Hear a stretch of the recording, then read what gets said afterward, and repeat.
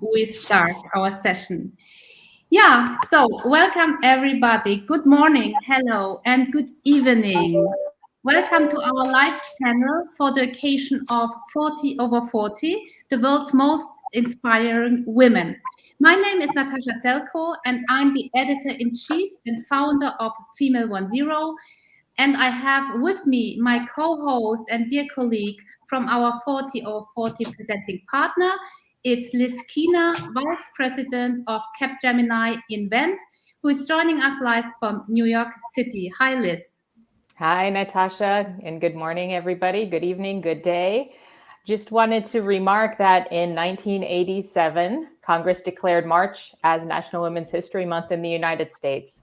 And there's really no better way to celebrate the final day of March than with this esteemed panel. As we all agree, gender equity lifts everyone, and we've designed this panel to reflect the diversity of both geography and industry representation and encourage your engagement and questions from our virtual audience throughout the conversation. Mm-hmm. Perfect. Yeah, thanks a lot for this remark. We have invited today three speakers, and they're all from our 2022 International Edition. And we want to keeping this discussion truly global. So I'm very happy that we managed to get three speakers from three continents. So we have here representatives of Asia, of North America, and from Europe, as I'm also from Europe, from Munich.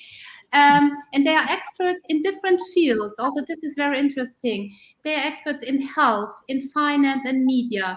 They're experts in tech. So, and this is a perfect setting to discuss our topic, because together we want to explore today how we can build a better tomorrow and what role does diversity and inclusion play in this goal. Yeah, a little tip for the audience. If you like, you can ask questions. Please feel free to type them into the comment section, and we will try to cover them at the end of our discussion at a short Q&A session. So please, feel free to engage. And now I have the great pleasure to present to you our speakers, our great lineup for today's session. And I will start with from New York City normally, but today we learned she's in Spain, Beatriz Faro. And Beatriz Faro is Regional President North America, Inflammation and Immunology at Pfizer. Beatriz Faro has studied pharmacy in Madrid and graduated with a master's degree and spent her entire business life more or less in big pharma and biotech companies. Among others, she put together the oncology unit for Pfizer in Spain, and currently she leads the inflammation and immunology business unit at Pfizer for North America and Canada. And she's also, and this is interesting for us, she's also the chair of the Global Women Network at Pfizer. Welcome, Beatriz. Thank you very much. Happy to be here with you all. Thanks for joining. Yeah, and second, we have joining us from the Delhi region in India, Debjani Ghosh. She's president at Nascom. Nascom is the National Association of Software Services and Software Services Companies. Debjani Ghosh has a bachelor degree in political science and an MBA in marketing, and she started her career at Intel. So she dropped in immediately in tech, and she's passionate about advocating for digital and innovative India. And she is, and this is remarkable, she's the first woman to head Nascom in his long history. And yeah, welcome, Debjani. Thank you very much. Really looking forward to the conversation. Thanks. Yeah, and then we have our third speaker joins us from London, Pamela Hutchinson, OBE. She's the Global Head of Diversity and Inclusion at Bloomberg. And Pamela is considered as one of the most vocal thought leaders and advocates for diversity and inclusion in the private sector. And this year, she was awarded an OBE for her services to diversity and inclusion in the financial services sector on the 2022 New Year's Honors list. So I hope this was all correct, Pamela. Warm welcome to Pamela. Absolutely. Thank you. Pleasure being here today with you all. Thank you a lot. Yeah, maybe we start with you, Pamela, the discussion, because you have more than 20 years of expertise in this subject of diversity and inclusion. And I would like to know, how has your perspective changed over all this year, over these 2 decades? Yeah, wow, that's a great question. You know, naive. I say I've been doing 20 years. It's probably a lot longer than that, but I've stopped at 20, so as not to age myself too much. But I will say, when I started in this field a long time ago, maybe naively, I thought that there would be no requirement to have D&I practitioners in the coming years. I thought I would just dip into this piece of work and dip back out and go back to being to the field of law, which is what I was in at the time. But of course, as the years went by, the decades went by, I realized that D&I practitioners were here to stay.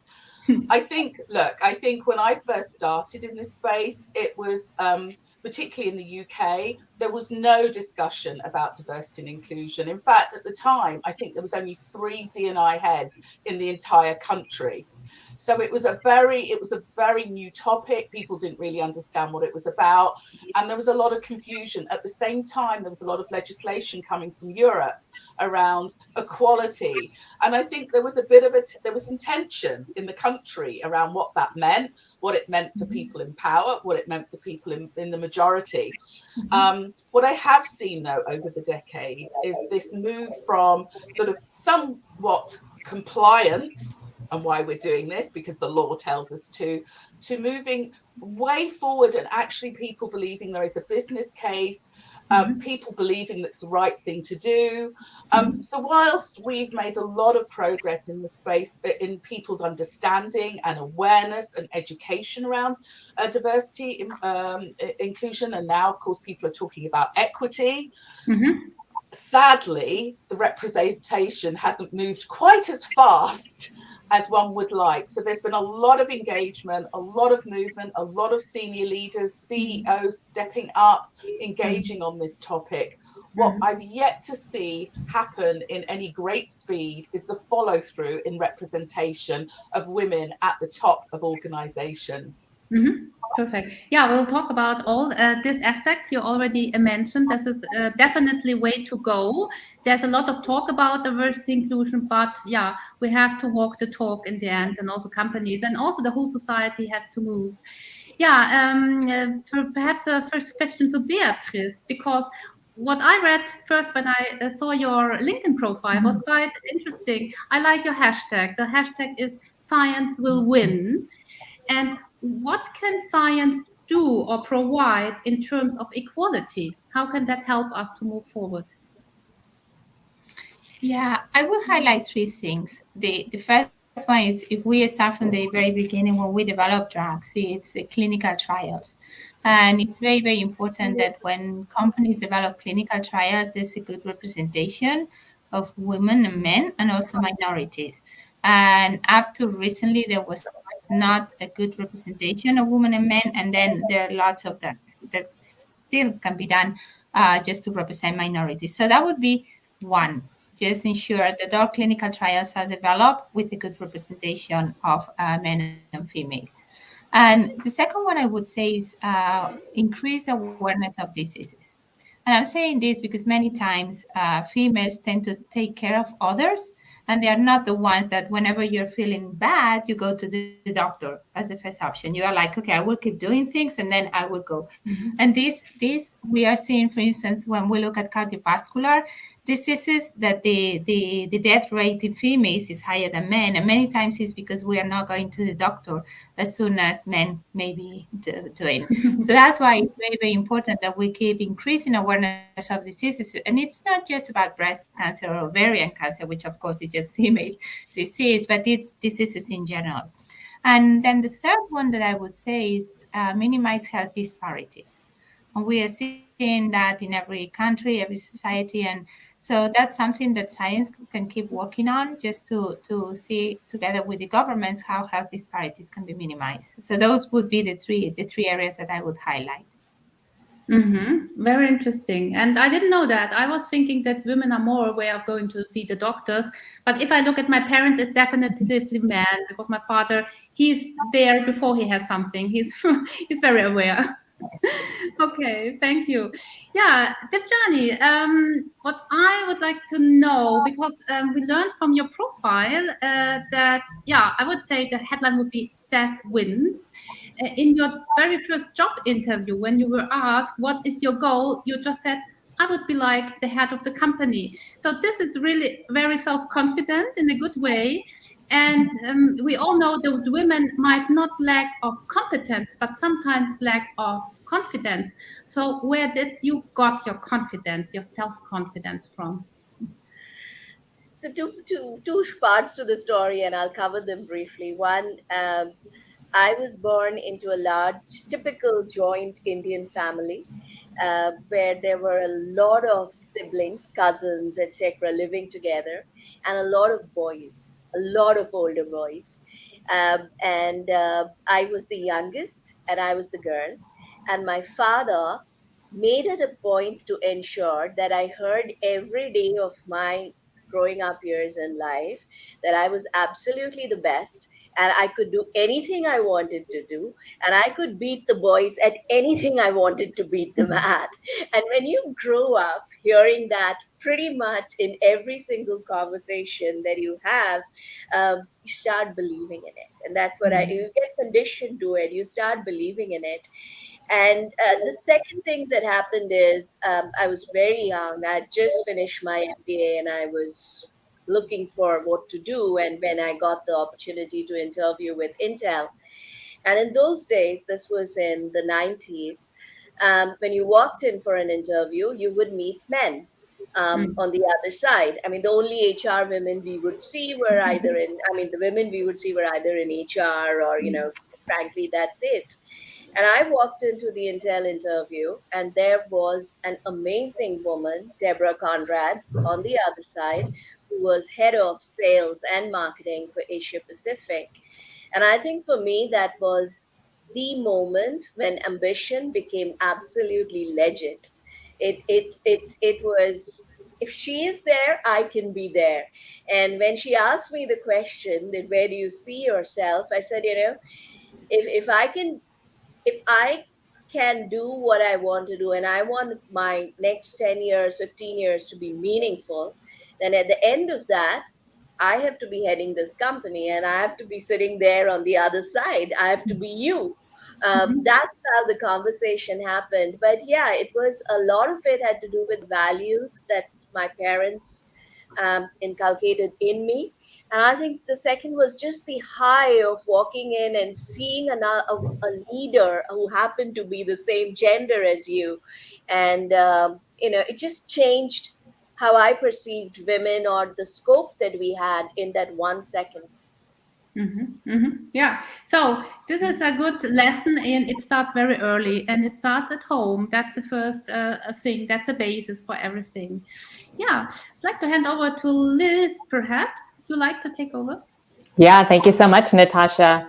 So I had a quick question for you, Pamela, just regarding accountability, which is such an important term. I'm wondering what must be done to keep people in organizations accountable. Thank you. Again, a great question. I think, one of the challenges with why we perhaps have not progressed as fast as we would have expected or hoped is because whilst organizations have done a tremendous job, generally speaking, in putting in place programming, training, development, policy, practice, what organizations I think haven't invested in as much in is holding leaders accountable for driving D&I within their organizations. I think it's quite interesting to me. I spend quite a bit of time talking to CEOs up and down the globe and across industries. And many of them are very committed about diversity and inclusion. And I always ask them, you seem to care so much about this topic. Tell me, when was the last time you had a conversation with someone that reported to you and you asked them, like you would do with regards to their business or their P&L, when you ask them about how they're progressing on D&I? And usually it's very quiet. And the challenge is that organizations are not driving down that accountability. And what I mean by accountability is you have to keep asking questions. You have to keep looking at the data. You have to keep looking for gaps, plugging those gaps. And you have to be having those conversations regularly, not once a year, not twice a year, not as and when, but all the time. What we've done at Bloomberg is a number of things. Number one, all of our managers and leaders in the organization has D&I embedded into their performance appraisal. So we know that at the performance appraisal time, of which we do twice a year, there will at least be a conversation around how you're doing, how are you moving this agenda forward.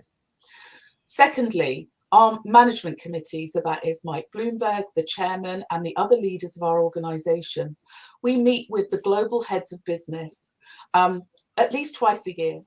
And the reason we do that is we expect the global head of business to explain how they have been driving D&I that year, where the representation has improved or not improved, what activities that they're doing. They are held personally accountable for progress on D&I. We hold them we hold them accountable to a number of goals that we constantly set them every year. On top of which, each business has got a diversity plan. The diversity plan is something that I regularly sit down with the heads of business and review how they're doing, how they're progressing against this. These are just a handful of different measures that we have been put in place to ensure that leaders understand this is not a one and done. This is not a tick box exercise. Somebody will be coming back to you at least 4 or 5 times a year to have a look and see what you're doing. We're just actually about to launch the Chairman's Challenge. Every other year we run a Chairman's Challenge, and this is where we challenge the leaders to step up, show accountability and role model what they are doing and how they are driving D&I across our organisation. So accountability is key. There is no point saying that this is important as an organisation and then nobody asks any questions. No one looks at the data, or worse still, no one tracks the data. All of these are critical, and those organizations that track the data, that ask the questions, that hold leaders accountable are the ones that make the progress and make progress faster. Thank you. Beatrice, I'm curious as well at Pfizer, what measures or tools you might have in place to advance this topic. Very similar to what Pamela was saying, we have specific programs for developing colleagues. We have one that is called Women Inspiring Women. We have another one that is for minorities, including females and females, that is called Envision. We also have diversity, equity, and inclusion conversations. We have a goal as an organization just to achieve gender diversity by 2025. It has to be 47%. Now we are 33%. And so by having a very clear goal for the organization, then we are pushing, let's say, for that number to be achieved. Managers also have a diversity and inclusion goal. We do goals. We set up goals on a semester basis. So every semester we define and we review how we are doing in terms of diversity, equity, and inclusion, and then we define the goal for the next semester. So managers also have that. And I think what Pamela was saying, that it's very important, is having that conversation on a regular basis. What I'm doing, for example, is I'm having that conversation with my direct reports and with the teams, and not just on a formal basis, like we have to do the review and then we do the review and explore how we are doing, but also having the conversation what is being done. Now you have to, if you have vacant positions in your team, okay, who are the candidates? The other thing that we are doing also is thinking about vacant positions. We have diverse interview panels, which is very important.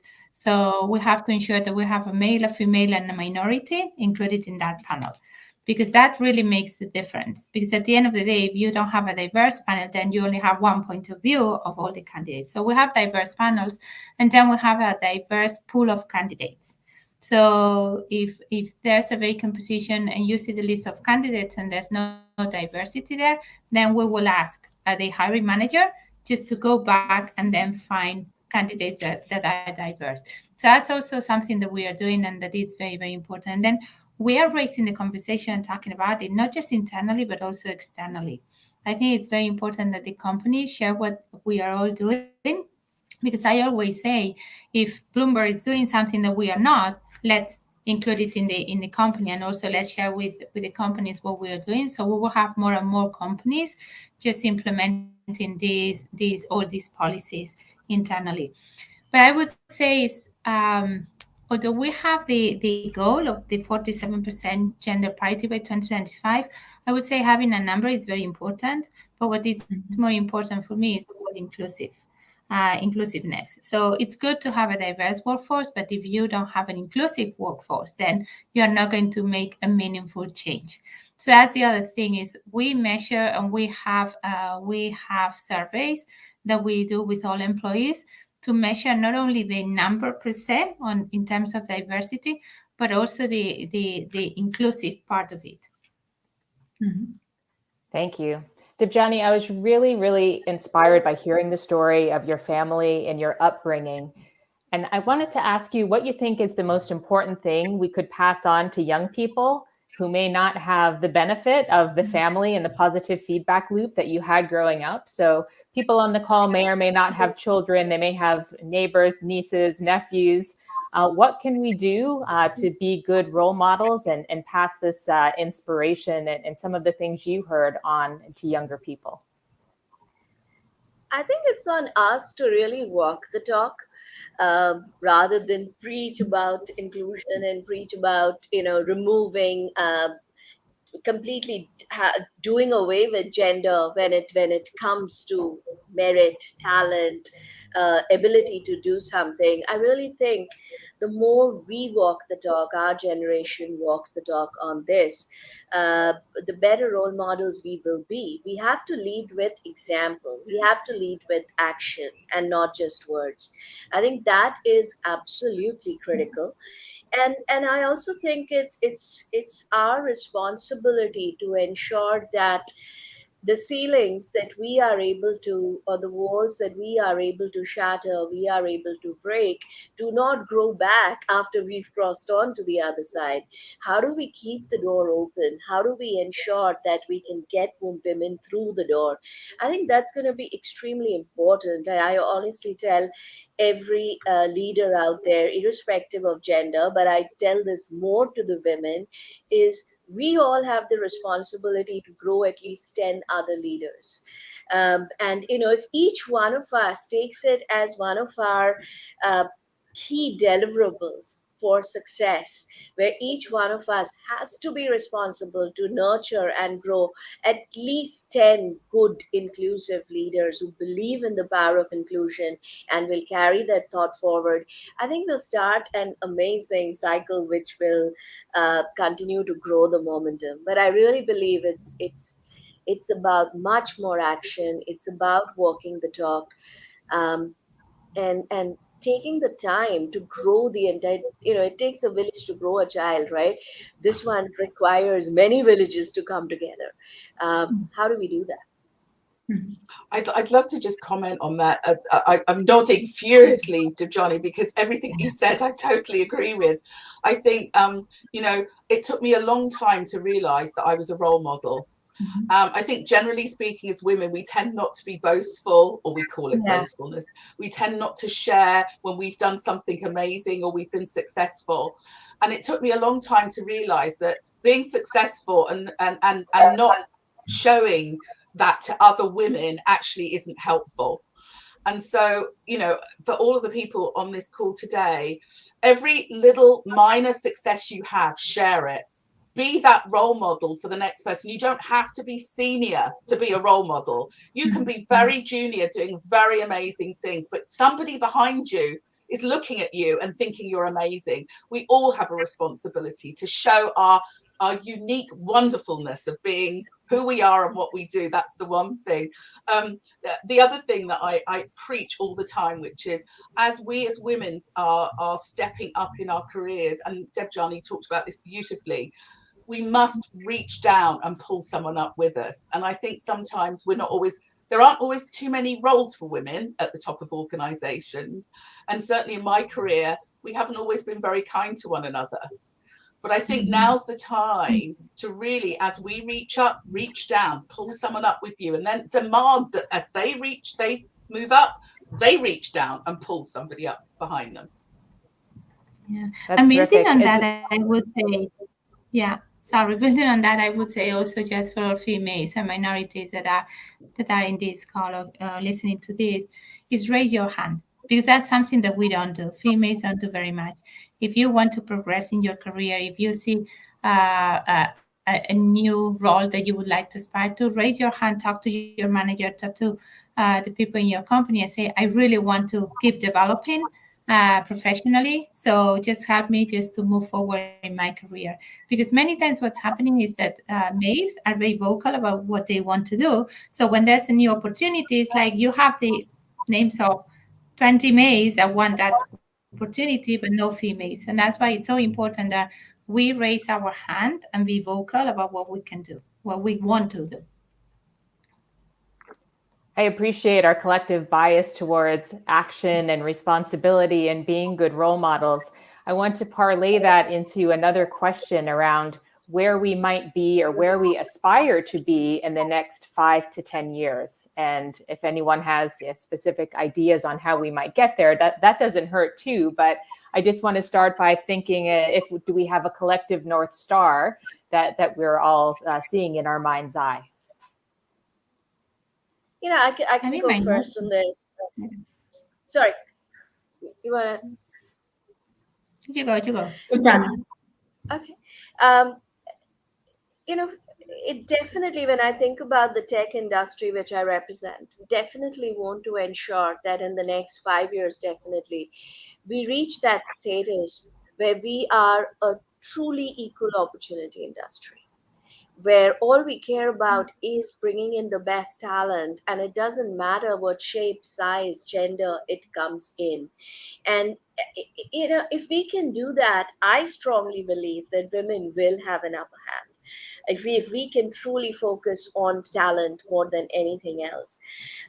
At the same time, I think we also have to fix the supply side of it, because while there are a few women today that are in STEM and that are doing brilliantly in STEM, and they tend to be, if you look at our tech industry in India, at hiring, we are 50% men, 50% women.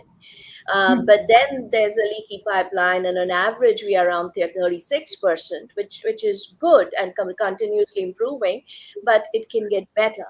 But there is a shortage of supply when it comes to leadership roles. There is a shortage of skills when it comes to leadership roles. And I think if we want to fix this problem, we have to fix the demand side for sure. We also have to fix the supply side. We have to raise the urgency levels 100x on skilling women to take on these leadership, board, the senior roles in the companies. I think it's going to be absolutely critical. Mm-hmm. Okay, I would say, and I completely agree with what you said, and adding to that, I would say I would like the companies, in my North Star, what I wish is that in 10 years' time, we are not doing talks like this, because there's gender equality, so we don't need to talk about this anymore. But I think it's going to take us a little bit longer than 10 years. So in the next 10 days, 10 months, and 10 years, but I think we'll have to keep working on work-life balance measures at work. And normally when we talk about work-life balance, everybody thinks about a female with kids. And that's not the case. So that's the first thing that we have to think about. It's not about female with kids that want to have a good work-life balance. It's everyone.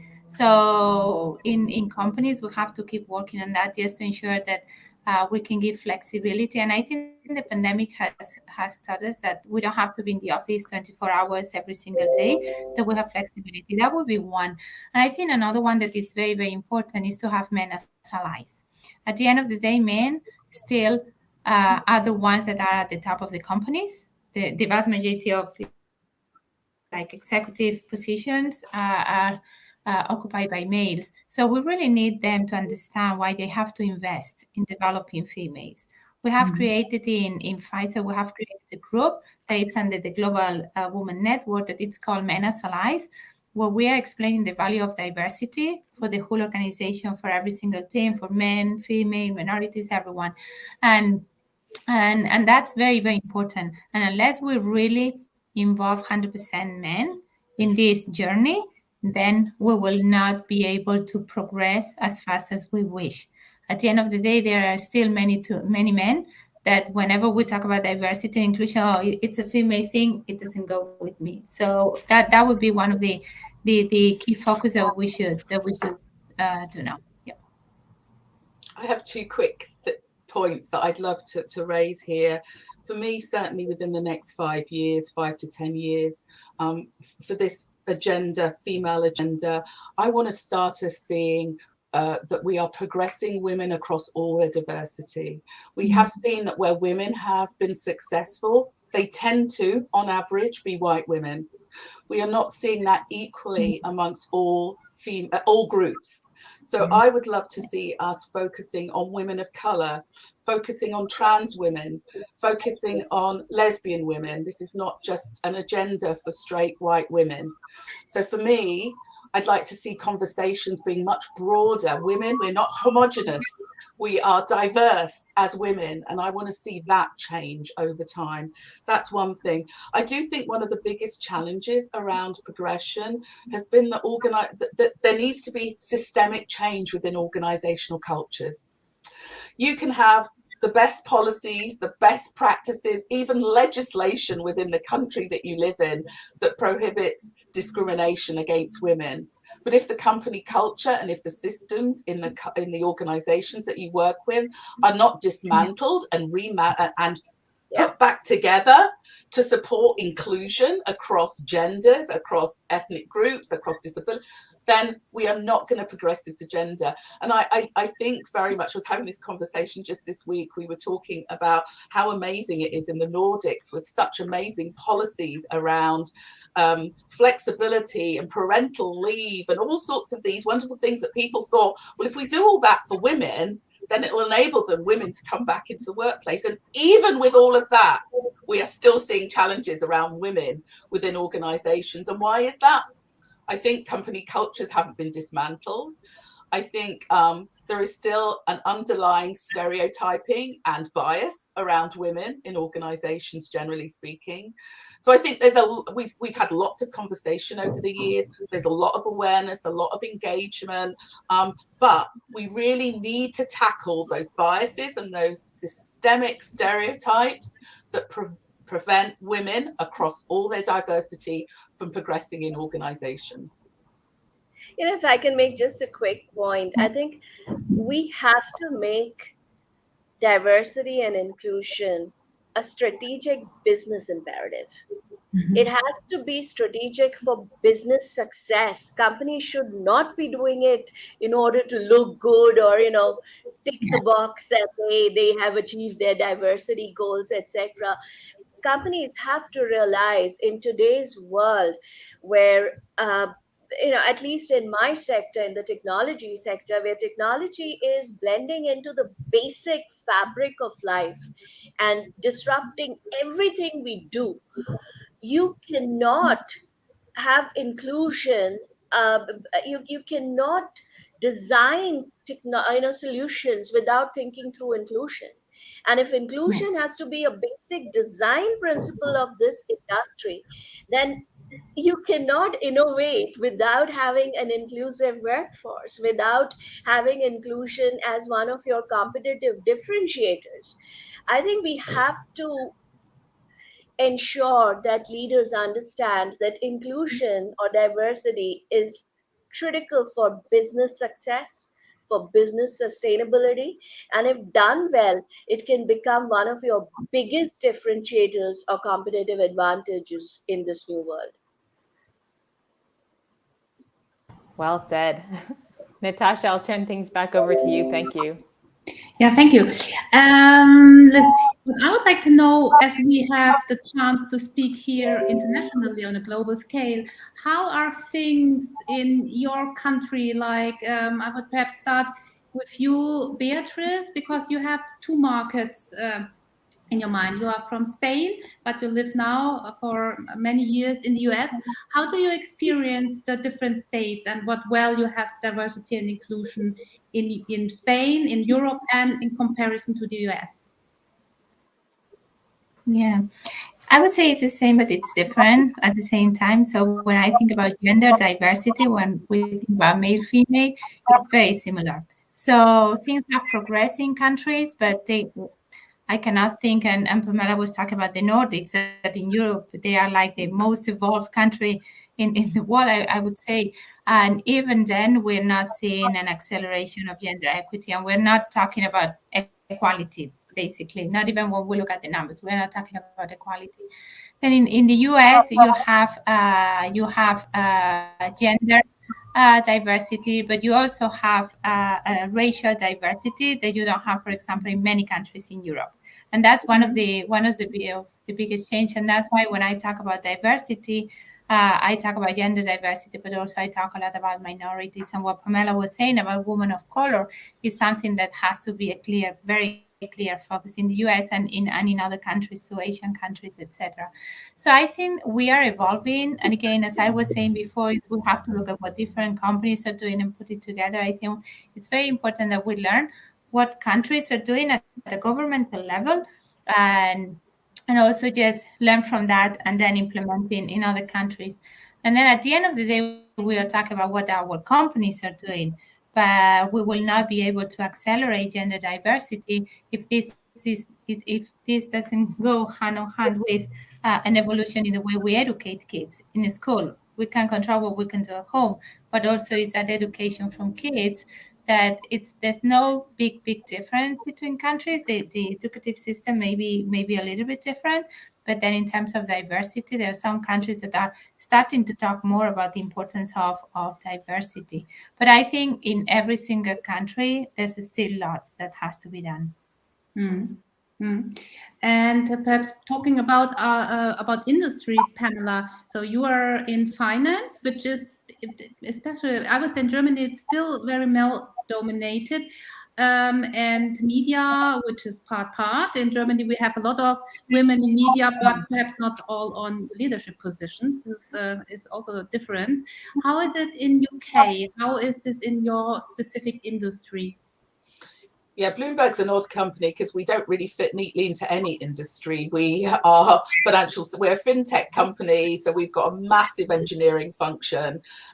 We've also got all of our journalists and our media team as well as the salespeople who work with our clients on the Bloomberg terminal. So we're quite a sort of mishmash of different companies in a way.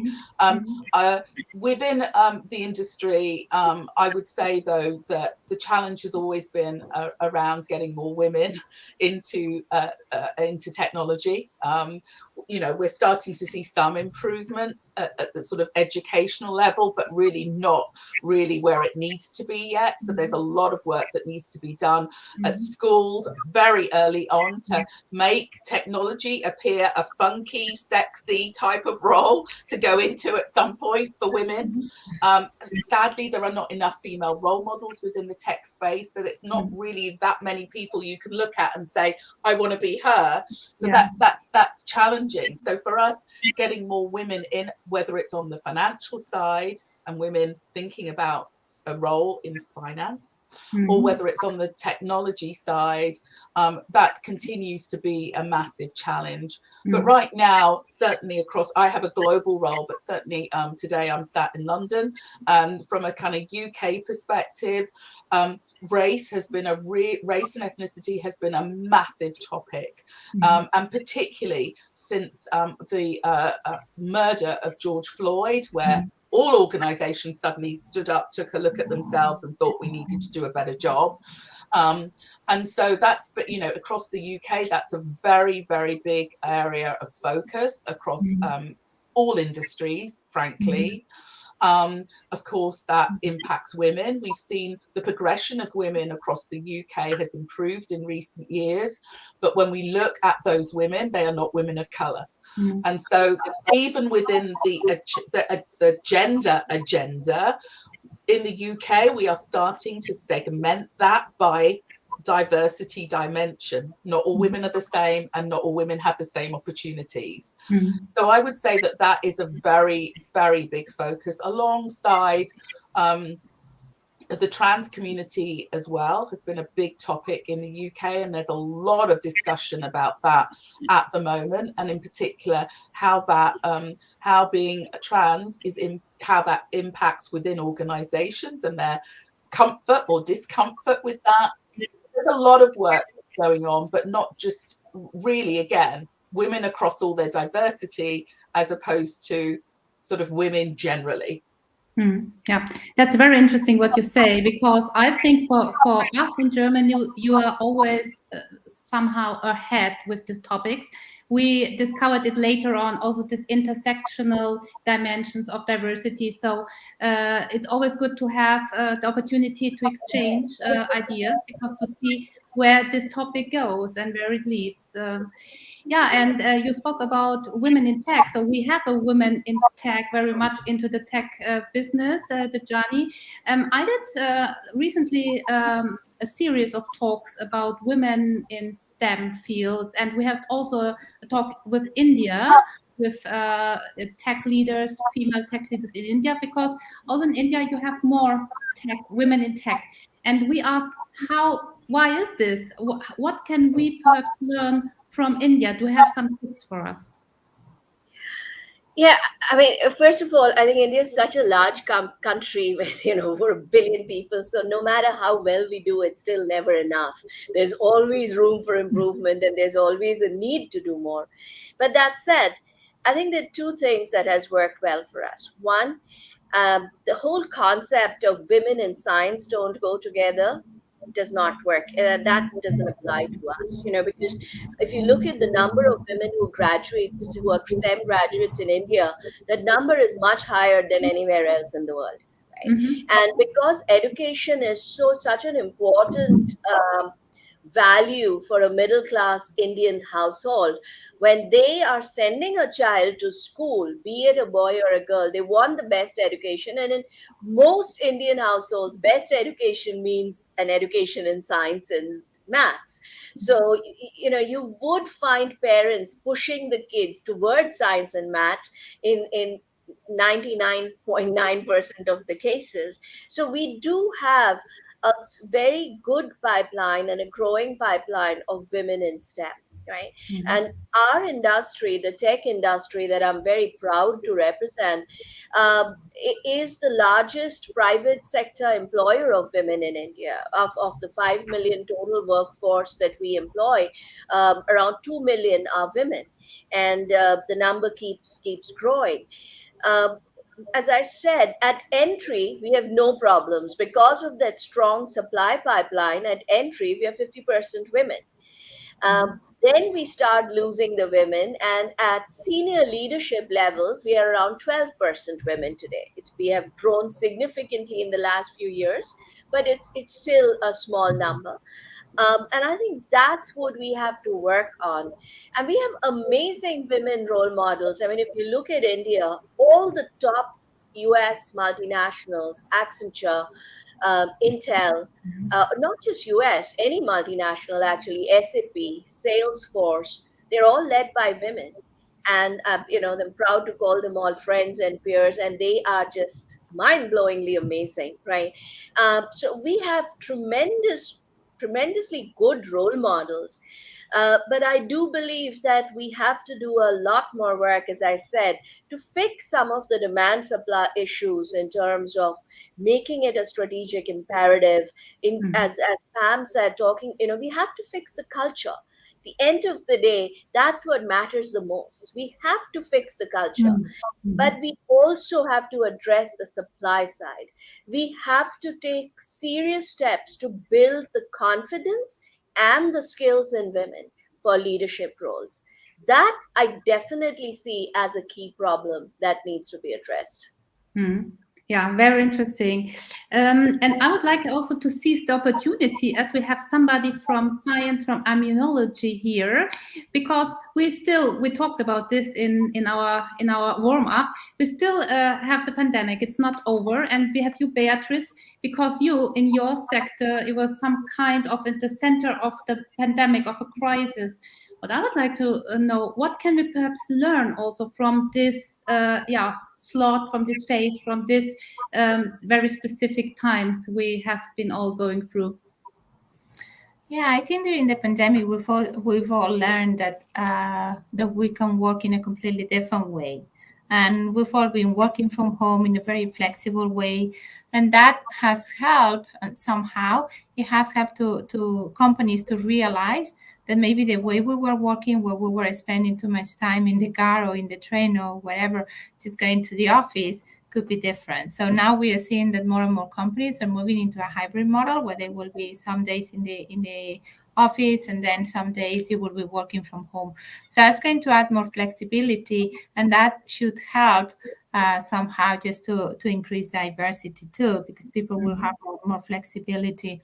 We've also learned that during the pandemic, minorities and females were the most affected ones, and in a negative way, because females are the main caregivers. So suddenly you were sitting at home and you had to increase your workload at home and your workload from work. And there are several research done by McKinsey and Deloitte that show that females with kids, especially those ones with kids under 10 years old, and minorities are the ones that are resigning from the jobs because they were not able just to manage everything, all that workload. So this highlights that as companies, we have to keep thinking about how we can support both. And again, this is not a question of females, both females and males, to be able just to work and then have a life, a personal life. And the companies can do a lot about this, but again, governments should be the ones also just revisiting what we can do, and any support in the Nordics. We mentioned the Nordics again. The Nordics or Germany, they have lots of support for parental leaving. They have lots of support for taking care of kids. This is not common in other countries. So I think there has to be a joint effort by government and companies just to really facilitate that. But it's very clear when we talk about the Great Resignation, the females were the most affected ones. Yeah, true. Yeah, perhaps before we start the last part of our session, I would like to motivate the audience. If you like to ask questions, please do that. There are a lot of very positive and very inspiring comments there. People are very much enjoying the session, so thank you. Perhaps we can put it more into a global perspective and into what we can globally to solve the problem because our topic was to build a better future. So what could we possibly do if we work together internationally? Because now here today we have the big opportunity to see also how others tackle problems. So I would like to start with you, Pamela. What would be a good thing to do in terms of collaboration, cooperation? Look, I think that's already happening, to be honest. That certainly at the head of global heads of D&I kind of level, I have a very diverse network across industry and across the globe, and I'm constantly having conversations with my peers across industry, and we're often looking for ways in which we can collaborate across industry to move the agenda forward. Certainly, we do a lot of work with the financial services, and we work very closely with our clients. In fact, I spend, and my team, my leadership team, spend quite a lot of time talking to senior leaders across the financial services industry. Part of that is to continue to build a relationship with them, but it's also to agitate. It's also to encourage, it's also to share best practices across industry. I think certainly at Bloomberg, we have got an amazing platform for which to really help educate, raise awareness, have tricky, difficult, challenging conversations. And we use our platforms, whether it's Bloomberg News or Bloomberg Media. We utilize all of our platforms in order to stimulate conversation. We even have a D&I show on the Bloomberg TV. Again, it's just a way to highlight what's going on and to provide thought leadership. Every year we do an equality summit, which we host. Sadly, the pandemic has meant that a lot of it has had to go online. But the last time I was actually physically at a equality summit, I was in Mumbai, and we had a whole 2 days where we brought thought leaders from across the world, where we also talked about diversity and inclusion, what that meant in India and across the APAC region. And we do the Equality Summit across the globe. We've just recently closed last week the Americas Equality Summit, and we'll be looking to do an Equality Summit in London across Europe later this year. And again, it's to open up the topic, to challenge, to agitate, to provide thought leadership across industry. But I think it's through that sharing of best practices across the globe and across companies. I think that's how we start to move this agenda forward. There's nothing more. I think I always laugh when I talk about diversity at Bloomberg, and then I bring in one of my peers from somewhere else who talks about diversity as well, and somehow that's news to them when I've already said it. When you bring somebody else in, everyone suddenly thinks that it's like, oh wow, never heard that before. When in fact you've been saying it all along.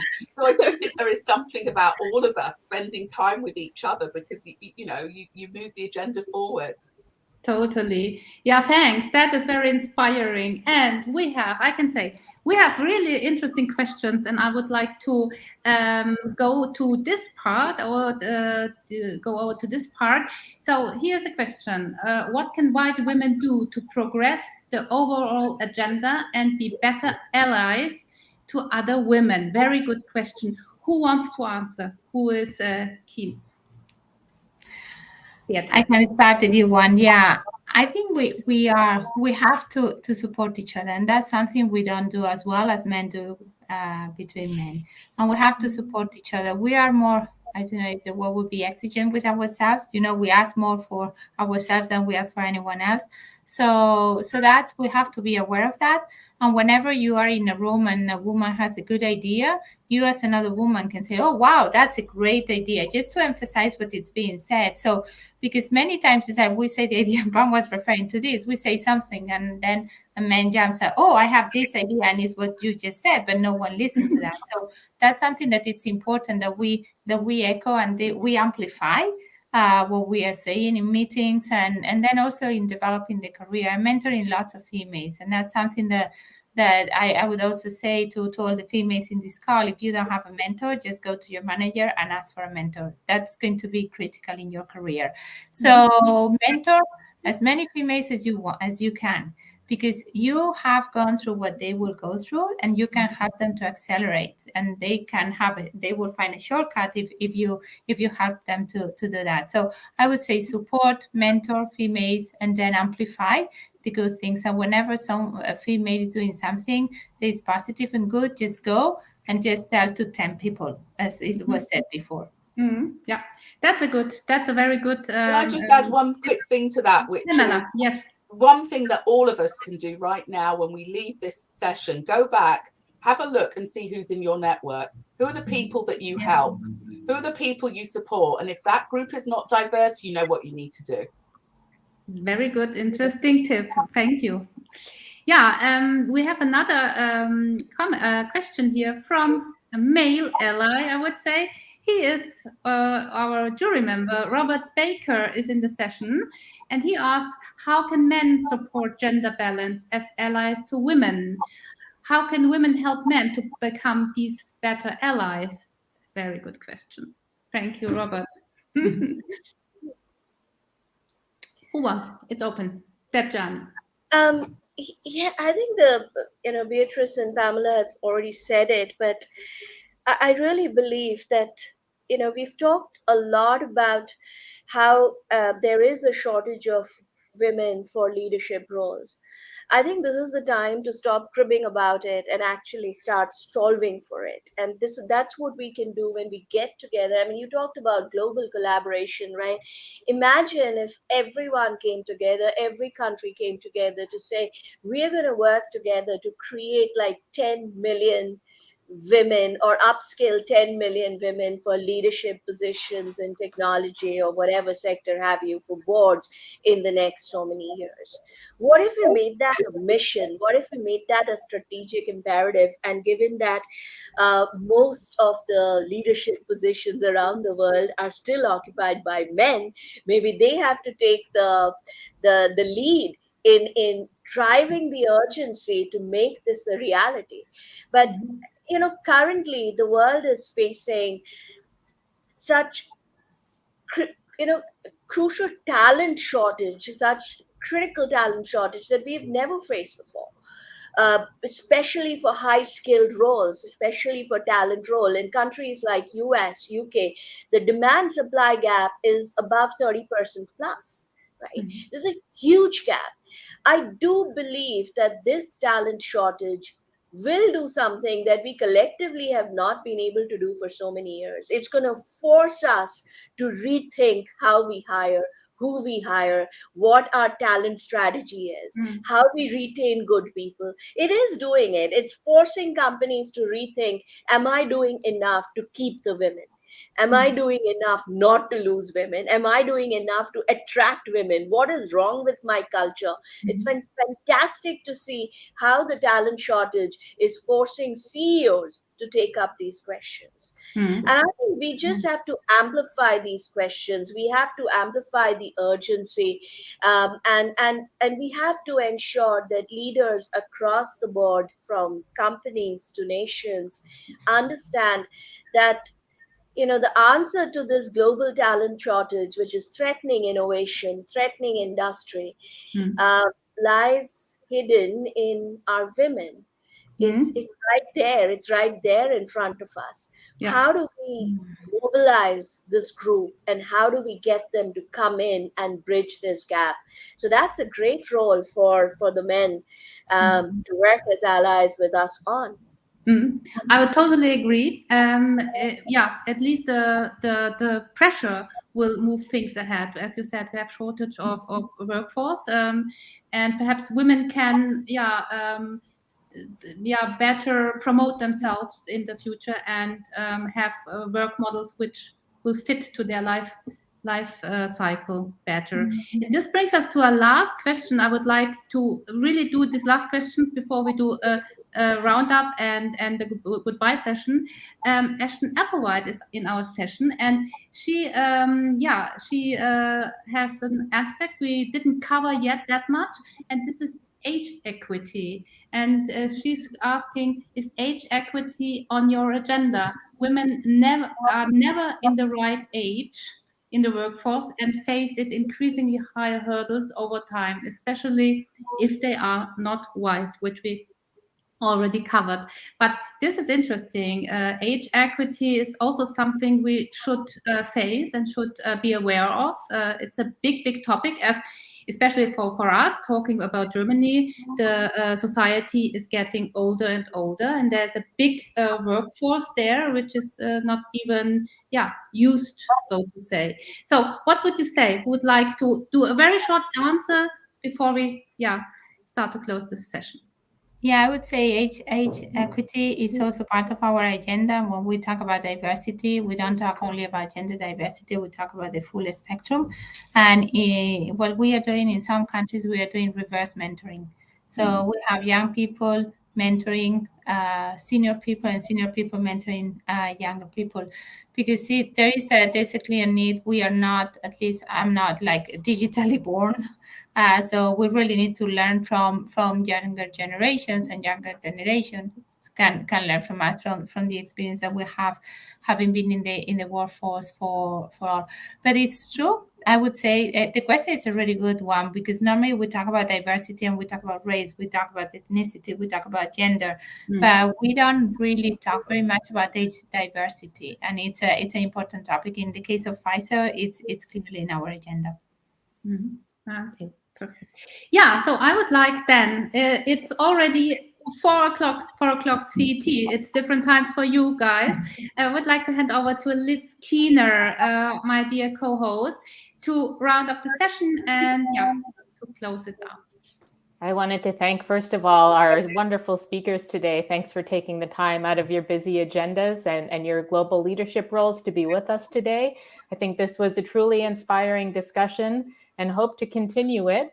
I want to ask all of us on the call, as well as anyone that's attending virtually, to think about women 40 over 40 that they might want to nominate for next year. As we talked about, how do we play this forward, and how do we think about other people that we might lift up or shine a light on to make them known. So please enter in the chat, or you can email us after if anyone has any ideas and would like to continue the dialogue in any way. And wish you all a wonderful day and evening.